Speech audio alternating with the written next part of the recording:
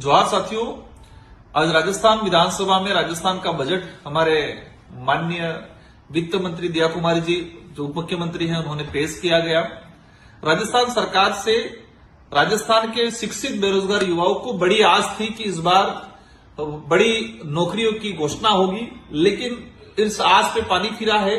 एक संविदा भर्तियों की घोषणा हुई, सारे डिपार्टमेंटों के पद अधिकतर खाली है, उनको लेके युवाओं को, शिक्षित युवाओं को बड़ी आस थी कि बड़ी घोषणा होगी। निराशाजनक युवाओं के लिए ये बजट रहा है।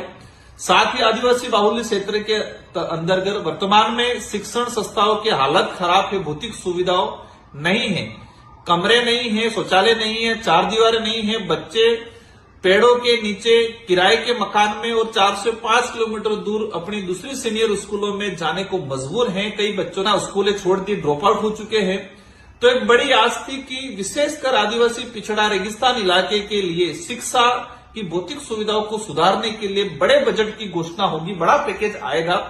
लेकिन एक छोटे मोटी घोषणा सुनने में आया। अभी बजट में हमने देखा 250-300 करोड़ की घोषणा, मतलब एक 2 जिलों का बजट है। ये तो राजस्थान में वर्तमान में शिक्षण व्यवस्थाओं को सुधारने के लिए 2,500 से 3,000 करोड़ बजट की जरूरत थी, जो इस बजट में आज थी। इसमें आएगा 50% में नहीं, ऊंट के मुंह में जीरा वाली कहावत जैसा बजट दिया है शिक्षा को लेके।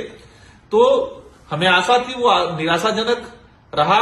साथ ही आदिवासी बाहुल्य क्षेत्र जो जिला है, डूंगरपुर, बांसवाड़ा, प्रतापगढ़, उदयपुर, चित्तौड़, ये जो जिले हैं, जिले की आम जनता मजदूरी के लिए, अपने रोजगार के लिए गुजरात, महाराष्ट्र की ओर पलायन करती है और वहां पर कई अत्याचार, शोषण का शिकार भी होती है।